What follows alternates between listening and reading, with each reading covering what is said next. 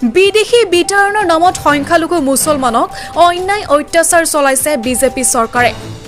সংখ্যালঘু স্বদেশী মুছলমানক বিদেশী বাংলাদেশীৰ সন্দেহত মাজজাতি আটক কৰি হাৰাশাস্তি বন্ধ কৰাৰ দাবী ৰূপহীহাট সমষ্টিৰ বিধায়ক নুৰুল হুদাৰ। যোৱাকালি কংগ্ৰেছ দলৰ 10জনীয়া এটি বিধায়িনী দলে বিদেশী বাংলাদেশীৰ নামত স্বদেশী ভাৰতীয় নাগৰিকক যাতে হাৰাশাস্তি কৰিব নোৱাৰে তাৰ বাবে অসমৰ মুখ্য সচিবক স্মাৰকপত্ৰ দাখিল কৰিছে বুলি জানিবলৈ দিছে বিধায়ক নুৰুল হুদা ডাঙৰীয়াই। আজি অকস্মাত ৰূপহীহাট বৰঘুলিত বিধায়িকা শিৱামণি বৰা আৰু নগাঁও জিলা কংগ্ৰেছৰ সভাপতি প্ৰশান্ত শইকীয়া সহিতে উপস্থিত হয় ৰূপহীহাট বিধায়ক Nurul Huda. News desk report বটদ্ৰোয়া লাইভ। আপনাৰা জানে যোৱাকালিও আমি কংগ্ৰেস বিধায়ী দলেৰ 10জন বিধায়ক গৈ আমাৰ মুখ্য সচিব ডাঙৰীয়াক আমি স্মাৰকপত্ৰ দিছোঁ, বিজেপিক দিছোঁ, মাননীয় মুখ্যমন্ত্ৰী মহোদয়ক দিছোঁ। আমি লাগি আছোঁ, যিটো অন্যায় অত্যাচাৰ কৰে তাৰ বিৰুদ্ধে মাত মাতি আছোঁ। কিন্তু 1971 চনৰ 25 বছৰ পিছত যিসকল আহিছে তেওঁলোক বাংলাদেশী, তেওঁলোকক দেশৰ পৰা আঁতৰাই দিয়ক, আমাৰ কোনো আপত্তি নাই। কিন্তু স্বদেশীক যাতে হাৰাশাস্তি কৰিব নোৱাৰে তাৰ কাৰণে আমি এটা স্মাৰকপত্ৰ দিছোঁ আৰু আশা ৰাখিছোঁ যে তেওঁলোকে বিবেচনা কৰিব।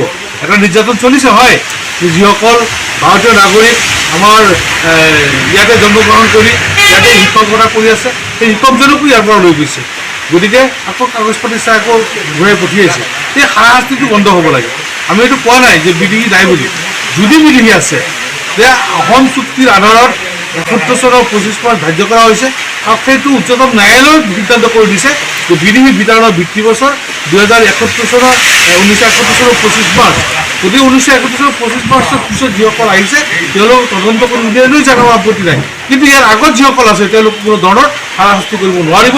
তাৰ কাৰণে আমি স্মাৰকপত্ৰ দিছোঁ, আমি লাগি আছোঁ আৰু অহা 1 তাৰিখৰ আমি ৰাজ্যপালক লগ কৰি এই কথাখিনি ৰাজ্যপালক মহোদয়ক আমি ক'ম। আমি লাগি আছোঁ, কংগ্ৰেছ লাগি আছোঁ। কংগ্ৰেছ তেনেকৈ দুৰ্বল নহয়। এইটো বানাটো ভুৱা প্ৰচাৰ চলাইছে যে কংগ্ৰেছ একো মাত বতৰাই। আজি কেইবাদিন ধৰি আমি মাত মাতি আছোঁ। গতিকে এই ভুল তথ্যবিলাক আপোনালোকে মানুহক ক'ব যাতে ভুল কথাবিলাক নকয়।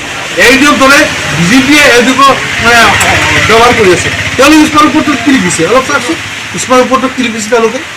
গতিকে আমি কি বিচাৰিছোঁ, যিসকল ভাৰতীয় নাগৰিক তেওঁলোকক কোনো কাৰণে হাৰাশাস্তি কৰিব নোৱাৰিব, সেইটো বন্ধ কৰিব লাগিবই। তাৰ কাৰণে আমি যিকোনো ব্যৱস্থা গ্ৰহণ কৰিম।